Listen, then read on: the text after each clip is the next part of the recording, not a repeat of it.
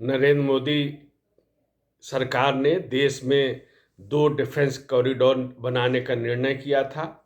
उत्तर प्रदेश में जो defence corridor है उसमें 6 नोड हैं और सबसे अधिक तेजी से जो कार्य हो रहा है वो योगी आदित्यनाथ के नेतृत्व में इन 6 नोड पे हो रहा है। रक्षा क्षेत्र में आत्मनिर्भर भारत को इन 6 नोड के माध्यम से आगे बढ़ाने में सफलता मिल रही है, एक नया आयाम मिल रहा है। और इसी क्रम में कानपुर नोड पर योगी आदित्यनाथ ने Adani defence system and technologies limited के मैन्युफैक्चरिंग कॉम्प्लेक्स का उद्घाटन किया। 5000 एकड़ में बनकर तैयार अडानी समूह का यह उत्पादन कॉम्प्लेक्स दक्षिण एशिया में सबसे बड़ा होगा। हम समझ सकते हैं कि इसका भारत के जो आत्मनिर्भर अभियान है उसमें इसका योगदान होगा। अब विडंबना देखिए, अडानी का ऐसा ही कॉम्प्लेक्स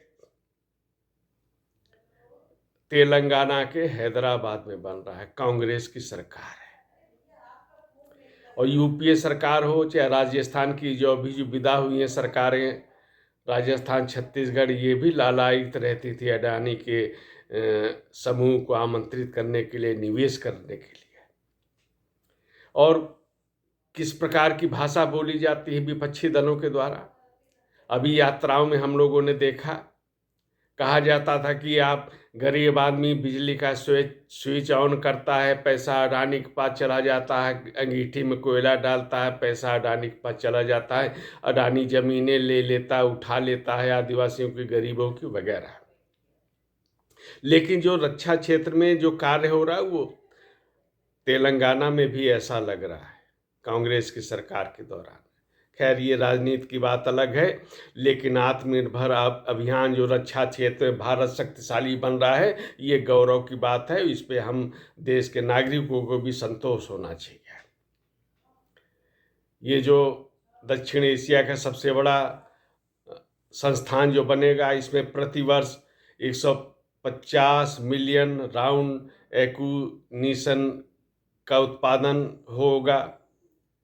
यहाँ rifle, light machine gun, AK-47 का निर्माण होगा। अगले चरण में इसको और भी विस्तार दिया जाएगा, तब आर्टिलरी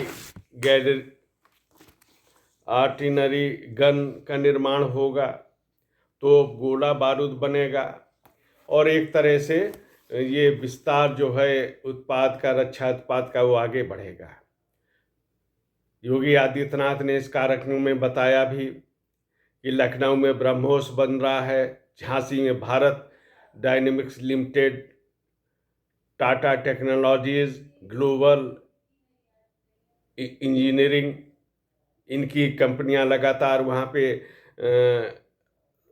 अपने संस्थान बना रही हैं। अलीगढ़ में एंकर रिसर्च का कार्य चल रहा है।